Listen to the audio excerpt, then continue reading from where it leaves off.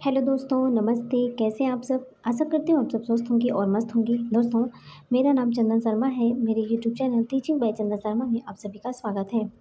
तो दोस्तों, Bihar seven phase की जो वैकेंसी है उसके लिए मोस्ट इंपॉर्टेंट है जीके जीएस के, और जितने भी प्रतियोगी परीक्षाओं में ये क्वेश्चन पूछे गए थे सारी प्रीवियस ईयर क्वेश्चन है। तो आप लोग इसको जो है कि आप बिहार के जो क्वेश्चन है आप PDF ले सकते हैं, और लैंग्वेज सारी हिंदी में है। ठीक है, तो चलिए इसी के साथ हम चलते हैं अपने क्वेश्चन की तरफ। मेरा फर्स्ट क्वेश्चन है, बुद्ध के सबसे अधिक शिष्य किस राज्य में थे?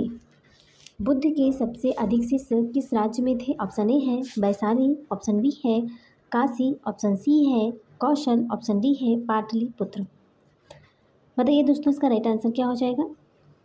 बुद्ध के सबसे अधिक शिष्य किस राज्य में थे? इसका राइट आंसर हो जाएगा कौशल में। Option 3 is the right answer. ठीक है, नेक्स्ट क्वेश्चन पर चलते हैं। छठी सदी का अस्मक महाजनपद वर्तमान में भारत का कौन सा राज्य है? ऑप्शन ए है तमिलनाडु, ऑप्शन बी है महाराष्ट्र, ऑप्शन सी है मध्य प्रदेश, ऑप्शन डी है कर्नाटक। छठी सदी का अस्मक महाजनपद वर्तमान में जो भारत का कौन सा राज्य है, जो छठी शताब्दी में जिसे हम अस्मक कहते थे महाजनपद का जो था, तो प्रेजेंट टाइम में उसको कौन सा राज्य है प्रेजेंट टाइम में? बताइए इसका राइट आंसर क्या हो जाएगा? तो दोस्तों, इसका जो राइट आंसर है वो क्या है? Option B Maharashtra.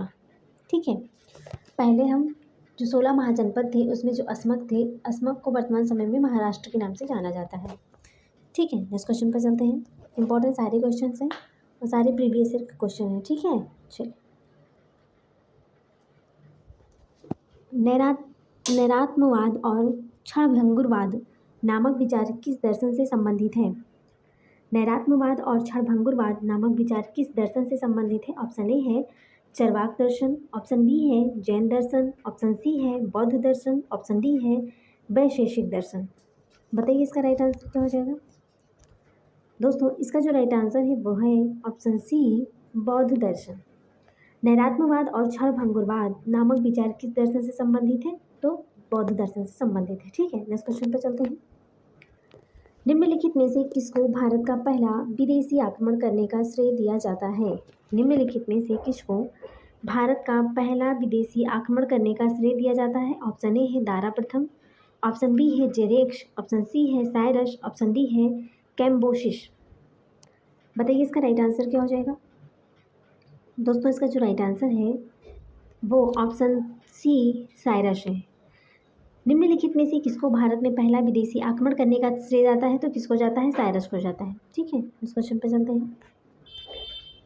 सेल्यूकस का राजदूत जो मेगास्थनीज निम्नलिखित में से किस मौर्य शासक के दरबार में उपस्थित था?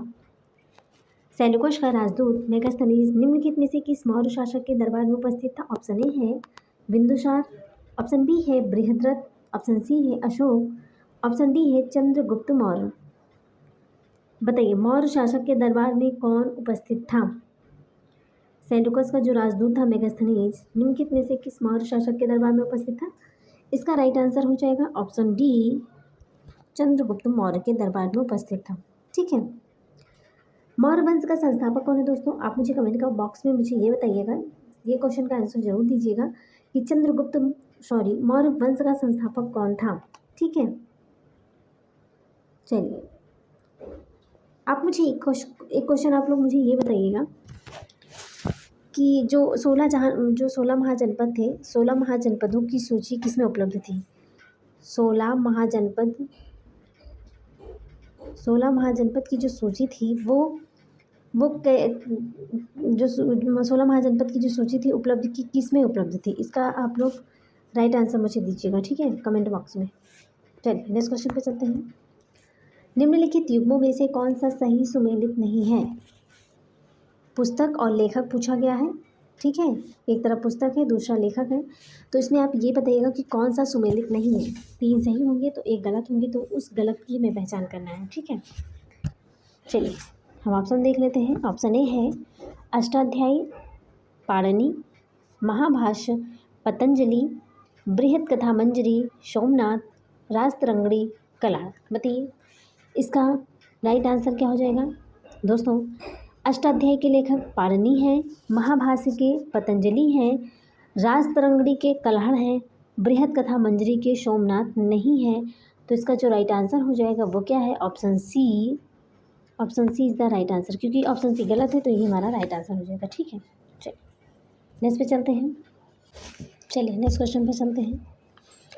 किस वंश के उत्तराधिकारी कालाशोक की हत्या करके नंद वंश की स्थापना की थी? वो कौन सा वंश था जिसके उत्तराधिकारी कालाशोक की हत्या करके नंद वंश की स्थापना की थी? ऑप्शन ए है कर्ण वंश, ऑप्शन बी है हर्यक वंश, ऑप्शन सी है शुंग वंश, ऑप्शन डी है शिशुनाग वंश। दोस्तों इसका राइट आंसर क्या हो जाएगा? इसका राइट आंसर है ऑप्शन 4 शिशुनाग वंश। किस वंश के उत्तराधिकारी कालाशोक की हत्या करके नंद वंश की स्थापना की थी? तो किसने किया था? शिशुनाग वंश ने। ठीक है, नेक्स्ट पे चलते हैं। प्रश्न 8 है हमारा, श्वेतांबर संप्रदाय के संबंध में निम्न कथन पर विचार कीजिए। ऑप्शन ए है श्वेतांबर संप्रदाय के संस्थापक स्थूलभद्र हैं। इस संप्रदाय का मानना था कि मोक्ष प्राप्ति के लिए वस्त्र त्याग आवश्यक नहीं है। उपरोक्त में से कौन सा कथन सही है? ऑप्शन ए है केवल एक, ऑप्शन बी है केवल दो, ऑप्शन सी है एक और दोनों, ऑप्शन डी है ना तो एक ना ही दो। बताइए इसका राइट आंसर क्या हो जाएगा? दोस्तों इसका जो राइट आंसर है वो है श्वेतांबर संप्रदाय के संबंध में, श्वेतांबर जो है संप्रदाय के संस्थापक स्थूलभद्र हैं, ये भी सही है। और इस संप्रदाय का मानना था कि मोक्ष प्राप्ति के लिए वस्त्र त्याग आवश्यक नहीं है, तो ये भी ऑप्शन इसमें का सही है। तो इसका राइट आंसर हो जाएगा option C is the right answer. चलिए नेक्स्ट क्वेश्चन पे चलते हैं। गुप्त काल में कालिदास धन्वंतरी वराहमिहिर जैसे विद्वान किसके शासनकाल में थे? गुप्त काल में कालिदास धन्वंतरी वराहमिहिर जैसे विद्वान किसके शासनकाल में थे? ऑप्शन ए है समुद्रगुप्त, ऑप्शन बी है श्रीगुप्त, ऑप्शन सी है कुमारगुप्त, ऑप्शन डी है चंद्रगुप्त। दोस्तों इसका जो राइट आंसर है वो क्या है? Option D Chandragupta. चंद्रगुप्त के शासनकाल में कालिदास धन्वंतरी वराहमिहिर जैसे विद्वान इनके शासनकाल में थे। ठीक है, नेक्स्ट क्वेश्चन पर चलते हैं। किस अभिलेख से पता चलता है कि हूण आक्रमण स्कंदगुप्त के समय हुआ था? किस अभिलेख से पता चलता है कि हूण जो आक्रमण है वो स्कंदगुप्त के समय हुआ है? ऑप्शन ए है प्रयाग प्रशस्ति, ऑप्शन बी है भीतरी स्तंभलेख, ऑप्शन सी है बिलसड़ अभिलेख, ऑप्शन डी है कोई नहीं। दोस्तों इसका जो राइट आंसर हो जाएगा वो क्या है? ऑप्शन बी भीतरी स्तंभलेख में। किस अभिलेख में पता चलता है? भीतरी स्तंभलेख में हूण आक्रमण स्कंदगुप्त के समय हुआ था। ठीक है, इस क्वेश्चन पर चलते हैं। इंडिया लीग की स्थापना किसने की थी? इंपॉर्टेंट क्वेश्चन है। इंडिया लीग की स्थापना किसने की थी? ऑप्शन ए है एमजी रनाडे, ऑप्शन बी है शिशिर कुमार घोष, ऑप्शन सी है आनंद मोहन घोष, ऑप्शन डी है गणेश वासुदेव जोशी। तो दोस्तों इंडिया लीग की स्थापना किसने की थी? शिशिर कुमार घोष ने की थी। इसका राइट आंसर हो जाएगा option B is the right answer. ठीक है, नेक्स्ट क्वेश्चन पे चलते हैं। द मिलियन फार्मर्स स्कूल किसान पाठशाला का शुभारंभ किस राज्य द्वारा किया गया? ऑप्शन ए है आंध्र प्रदेश, ऑप्शन बी है मध्य प्रदेश, ऑप्शन सी है महाराष्ट्र, ऑप्शन डी है उत्तर प्रदेश। दोस्तों द मिलियन फार्म स्कूल किसान पाठशाला का शुभारंभ किस राज्य द्वारा किया गया है? इसका राइट आंसर हो जाएगा ऑप्शन 4 उत्तर प्रदेश सरकार। ठीक है, नेक्स्ट क्वेश्चन पर चलते हैं। ऋग्वैदिक काल में गाय को निम्नलिखित में से क्या कहा जाता था? इंपॉर्टेंट क्वेश्चन यूपी पीसीएस में भी पूछा गया है, प्रीवियस क्वेश्चन से ये। ऋग्वैदिक काल में गाय को निम्नलिखित में से क्या कहा जाता था? ऑप्शन ए है अघन्य, ऑप्शन बी है गवयतु, ऑप्शन सी है गवष्टि, ऑप्शन डी है गौधुर। ऋग्वैदिक काल में गाय को क्या कहा जाता था? तो इसका राइट आंसर क्या हो जाएगा? ऋग्वैदिक काल में जो गाय होती थी उनको हम अघन्या कहते थे। क्या कहते थे? अघन्या। तो इसका राइट आंसर हो जाएगा option A is the right answer. ठीक है, नेक्स्ट क्वेश्चन पर चलते हैं। वेदों में उल्लिखित 4 आश्रमों में निम्नलिखित में से कौन सा एक शामिल नहीं है? 4 आश्रम थे, उसमें से कौन है जो इसमें से चारों में से एक शामिल नहीं है? तो देखते हैं कौन सा नहीं है। ऑप्शन ए है वानप्रस्थ आश्रम, बी है गृहस्थ आश्रम, सी है संन्यास आश्रम, ऑप्शन डी है गुरुकुल आश्रम। बताइए वेदों में निम्नलिखित उल्लिखित जो 4 आश्रम थे उनमें से कौन सा शामिल नहीं है? तो इसका राइट आंसर हो जाएगा option D is the right answer, क्योंकि ये शामिल नहीं है। वानप्रस्थ है, गृहस्थ है, संन्यास है, लेकिन गुरुकुल नहीं है। ठीक है, नेक्स्ट क्वेश्चन पर चलते हैं। निम्नलिखित में से किस जैन तीर्थंकर ने सम्मेद शिखर पर अपने प्राणों का त्याग किया था? निम्नलिखित में से किस जैन तीर्थंकर ने सममेध शिखर पर अपने प्राणों का त्याग किया था? ऑप्शन ए है महावीर, ऑप्शन बी है ऋषभनाथ, ऑप्शन सी है पार्श्वनाथ, ऑप्शन डी है आदिशंकर। दोस्तों इसका जो राइट आंसर है वो क्या है? सममेध शिखर पर अपने प्राणों का त्याग किया था जो जैन तीर्थंकर थे। जैन तीर्थंकर ने जो सममेध शिखर पर अपने प्राणों का त्याग किया था, कौन था वो? इसका राइट आंसर हो जाएगा ऑप्शन 3 पार्श्वनाथ। ठीक है, नेक्स्ट क्वेश्चन पर चलते हैं।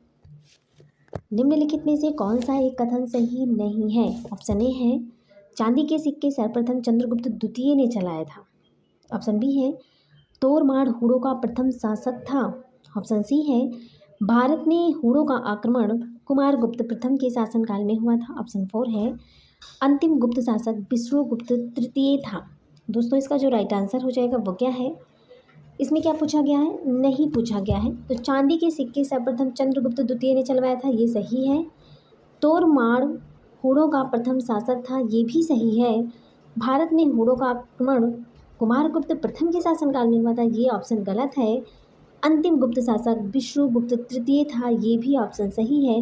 इसका राइट आंसर क्या हो जाएगा? Option C is the right answer. ठीक है, नेक्स्ट क्वेश्चन पर चलते, क्योंकि गलत पूछा गया तो तुम्हें गलत बताना है। ठीक है, चलिए नेक्स्ट पे चलते हैं। दक्षिण भारत के किस राजा का उल्लेख सर्वप्रथम मेगास्थनीज ने किया था, जिसका शासन स्त्रियों के हाथों में था? इंपॉर्टेंट क्वेश्चन है। ठीक है, इंपॉर्टेंट क्वेश्चन है। दक्षिण भारत के किस राजा का उल्लेख सर्वप्रथम मेगास्थनीज ने किया, जिसका जो शासन था वो स्त्रियों के हाथों में था? तो वो कौन सा था? ऑप्शन ए है चालुक्य, ऑप्शन बी है चेर, ऑप्शन सी है पांड, ऑप्शन 4 है चोल। बताइए इसका राइट आंसर क्या हो जाएगा? दक्षिण भारत के किस राजा का उल्लेख सर्वप्रथम मेगास्थनीज ने किया, जिसका शासन स्त्रियों के हाथों में था? तो इसका राइट आंसर हो जाएगा ऑप्शन सी पांड के हाथों में था। ठीक है, नेक्स्ट क्वेश्चन पर चलते हैं। भारत के सांस्कृतिक इतिहास के संदर्भ में पंचायतन शब्द किसे निर्दिष्ट करता है? भारत के सांस्कृतिक इतिहास के संदर्भ में पंचायतन शब्द किसे निर्दिष्ट करता है? ऑप्शन ए है ग्राम के ज्येष्ठ, जिसे हम जनों की सभा कहते हैं, ऑप्शन बी है धार्मिक संप्रदाय, ऑप्शन सी है मंदिर रचना शैली, ऑप्शन डी है प्रशासनिक अधिकारी। भारत के सांस्कृतिक इतिहास के संदर्भ में जो पंचायतन शब्द है वो किसे निर्दिष्ट करता है? तो इसका राइट आंसर क्या हो जाएगा? इसका राइट आंसर है ऑप्शन सी मंदिर रचना शैली। भारत के सांस्कृतिक इतिहास के संदर्भ में जो पंचायतन शब्द है वो मंदिर रचना शैली में निर्दिष्ट करता है। ठीक, नेक्स्ट क्वेश्चन पर चलते हैं। निम्नलिखित युग्मों में से कौन सही सुमेलित नहीं है? निम्नलिखित युग्मों में से कौन सही सुमेलित नहीं है? ऑप्शन ए है मीनाक्षी मंदिर पांड्य, ऑप्शन बी है महाबलीपुरम का मंदिर पल्लव वंश के शासनकाल में, ऑप्शन सी है कोणार्केश्वर मंदिर गंग शासक ने बनवाया था, कि एलोरा का कैलाश मंदिर चंदेल शासक ने। बताइए इसका राइट आंसर क्या हो जाएगा? बताइए दोस्तों, निम्नलिखित युग्मों में से कौन सही नहीं है? तो नहीं पूछा गया है। तो मीनाक्षी मंदिर पांडवों ने बनवाया था, महाबलीपुरम का मंदिर पल्लव ने बनवाया था, और कोणार्क का जो सूर्य मंदिर है इंपॉर्टेंट है, गंग शासक ने बनवाया था। एलोरा का कैलाश मंदिर चंदेल नहीं बनवाए थे। तो इसका राइट आंसर हो जाएगा option 4 is the right answer है, क्योंकि ये गलत है। तो ये तीनों हमारे गलत हो जाएंगे और चौथा हमारा सही हो जाएगा। इसका राइट आंसर हो जाएगा option 4, option D is the right answer. ठीक है, क्योंकि इसमें नहीं पूछा गया तो नहीं पूछा गया, क्योंकि मीनाक्षी मंदिर ये सही है, ये भी सही है, ये भी सही है। ठीक, चलिए हम अपने क्वेश्चन नेक्स्ट पे चलते हैं। दोस्तों अगर आप हमारे चैनल पर पहली बार विजिट करें तो प्लीज़ लाइक शेयर सब्सक्राइब ज़रूर कर दीजिएगा, क्योंकि बहुत इंपॉर्टेंट क्लास है। मॉर्निंग में सुबह 6:30 बजे करंट अफेयर की मोस्ट इंपॉर्टेंट क्लास चलती है। हैंड राइटिंग नोट्स हैं, और वन डे बाई कोई भी एग्जाम्स उसके लिए मोस्ट इंपॉर्टेंट है। तो आप लोग ज़्यादा से ज़्यादा वीडियो को शेयर कीजिए, जिससे दूसरों को भी हेल्प मिल सके। ठीक है, चलिए इस क्वेश्चन पर चलते हैं। निम्नलिखित युग्मों में से कौन सा एक भारतीय व्याख्या षड दर्शन का भाग नहीं है? क्या नहीं है? भाग नहीं है, नहीं पूछा गया है। ठीक है, ऑप्शन ए है सांख्य और योग, ऑप्शन बी है लोकायत और कापालिक, ऑप्शन सी है मीमांसा और वेदांत, ऑप्शन डी है न्याय और वैशेषिक। बताइए इसका राइट आंसर क्या हो जाएगा? दोस्तों हम आप लोगों को भारतीय दर्शन की जो प्रमुख शाखाएं हैं उसके बारे में थोड़ा सा डिस्कस कर लेंगे। दोस्तों जो सांख्य जो न्याय दर्शन है उसके संस्थापक कौन थे? महर्षि गौतम है। सांख्य के कौन है? महर्षि कपिल हैं। और योग के महर्षि पतंजलि हैं। और लिंगायत के कौन है? तो यहाँ लोकायत है, लिंगायत है। लिंगायत के कौन है? महर्षि बसवराज हैं। और मीमांसा के जैमिनी हैं, महर्षि जैमिनी। और वेदांत के कौन है? तो महर्षि वेदरायण। कौन है? महर्षि वेदरायण हैं। न्याय के तो गौतम, अभी हमने आपको बताया था, न्याय के गौतम हैं। और वैशेषिक के महर्षि कणादि हैं। ठीक है। लोकायत और कापालिक ये हमारे प्रमुख शाखाएं नहीं हैं, तो इसमें नहीं पूछा गया है, तो इसलिए इसका राइट आंसर हो जाएगा option B is the right answer. Sankhya के क्या बताएं? सांख्य दर्शन के बताए ना। सांख्य दर्शन के महर्षि कपिल हैं। योग के महर्षि पतंजलि हैं। और मीमांसा के हमारे हैं महर्षि जैमिनी। वेदांत के हमारे हैं महर्षि बादरायण। और न्याय के गौतम हैं। और वैशेषिक के कणाद हैं। ठीक है, चलिए नेक्स्ट क्वेश्चन पर चलते हैं। निम्नलिखित युग्मों में से कौन सा एक से ही सुमेलित नहीं है? पुस्तक और लेखक दिया गया, ये पुस्तक है, ये लेखक है, तो कौन सा एक इसमें से गलत है? हमें गलत चूज करना है। ठीक है, सही वाला नहीं बताना मुझे, गलत वाला, क्योंकि गलत पूछा गया तो हमें गलत ही ढूंढना है। चलिए क्वेश्चन देखते हैं। बुद्धचरित अश्व घोष, देवी चंद्रगुप्तम विशाखदत्त, रत्नावली भवभूति, हर्षचरित बाणभट्ट। दोस्तों, जो हर्षचरित है उसके लेखक बाणभट्ट हैं, ये ऑप्शन सही है। देवी चंद्रगुप्तम विशाखदत्त ये भी सही है। बुद्धचरित के लेखक अश्व घोष हैं, लेकिन रत्नावली के लेखक भवभूति नहीं है, तो इसलिए इसका राइट आंसर ये हो जाएगा। बाकी ये तीनों गलत, तो राइट आंसर क्या हो जाएगा? Option 3 is the right answer. ठीक है, नेक्स्ट क्वेश्चन पे चलते हैं। राधा स्वामी सत्संग की स्थापना किस सन में हुई थी? राधा स्वामी सत्संग की स्थापना किस सन में हुई थी? ऑप्शन ए है 1870 ईस्वी में, ऑप्शन बी है 1875 ईस्वी में, ऑप्शन सी है 1861 ईस्वी में, ऑप्शन डी है 1863 ईस्वी में। तो राधा स्वामी सत्संग की स्थापना किस सन में हुई थी? इसका राइट आंसर हो जाएगा ऑप्शन सी 1861 में। ठीक है, नेक्स्ट क्वेश्चन पर चलते हैं। निम्नलिखित में से किसके द्वारा दलितों और निम्न जाति के लोगों के कल्याण के लिए आंदोलन चलाया गया था? इंपॉर्टेंट क्वेश्चन है। ठीक है, निम्नलिखित में से किसके द्वारा दलितों और निम्न जाति के लोगों के कल्याण के लिए आंदोलन चलाया गया था? ऑप्शन ए है प्रार्थना समाज, ऑप्शन बी है रामकृष्ण मिशन, ऑप्शन सी है आर्य समाज, ऑप्शन डी है सत्यशोधक समाज। बताइए इसका राइट आंसर क्या हो जाएगा? निम्नलिखित में से किसके द्वारा दलितों और निम्न जाति के लोगों के कल्याण के लिए आंदोलन चलाया गया था? इसका राइट आंसर हो जाएगा Satyashodhak Samaj, option 4 is the right answer. ठीक है, नेक्स्ट पे चलते हैं। कांग्रेस तथा मुस्लिम लीग के बीच कहाँ पर समझौता हुआ था, जो कांग्रेस लीग योजना के नाम से जाना गया था? कांग्रेस तथा मुस्लिम लीग के बीच कहाँ पर समझौता हुआ था, जो कांग्रेस लीग योजना के नाम से जाना गया है? ऑप्शन ए है बनारस, ऑप्शन बी है कलकत्ता, ऑप्शन सी है लखनऊ, ऑप्शन डी है मद्रास। दोस्तों, कांग्रेस और मुस्लिम लीग के बीच कहाँ पर समझौता हुआ था, जो कांग्रेस लीग योजना के नाम से जाना जाता है? इसका राइट आंसर हो जाएगा लखनऊ समझौता। ठीक है, option C is the right answer. Next पे चलते हैं। सूरत अधिवेशन में कांग्रेस का विभाजन हुआ था, यह अधिवेशन किस सन में आयोजित हुआ था? सूरत अधिवेशन किस सन में हुआ था? ऑप्शन ए है 1905, ऑप्शन बी है 1909, ऑप्शन सी है 1912, ऑप्शन डी है 1907। बताइए इसका राइट आंसर क्या हो जाएगा? दोस्तों, इसका जो राइट आंसर है वो है ऑप्शन डी 1907 में। सूरत अधिवेशन में कांग्रेस का जो विभाजन हुआ था, यह अधिवेशन किस सन में आयोजित हुआ था? तो 1907 में सूरत अधिवेशन हुआ था। 7 से सूरत अधिवेशन, 1905 में बंगभंग आंदोलन हुआ था। ठीक है, चलिए नेक्स्ट क्वेश्चन पे चलते हैं। तो दोस्तों, इसी पर हमारे क्वेश्चन समाप्त होते हैं। थैंक्स फॉर वॉचिंग, दिल से बने रहने के लिए। दोस्तों, अगर आप हमारे चैनल पर पहली बार विजिट करें तो प्लीज़ दिल से लाइक कर दीजिएगा,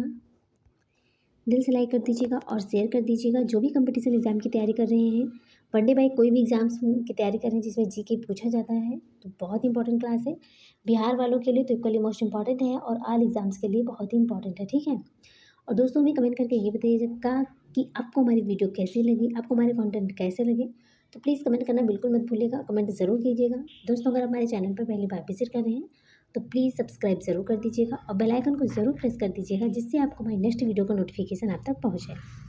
ठीक है दोस्तों, तो आप कमेंट करना बिल्कुल मत भूलिएगा और ज़्यादा से ज़्यादा लोगों को शेयर कीजिए जिससे कि उन्हें भी हेल्प मिल सके। तो चलिए दोस्तों, इसी के साथ मिलते हैं नेक्स्ट वीडियो में, तब तक के लिए bye bye, take care, see you.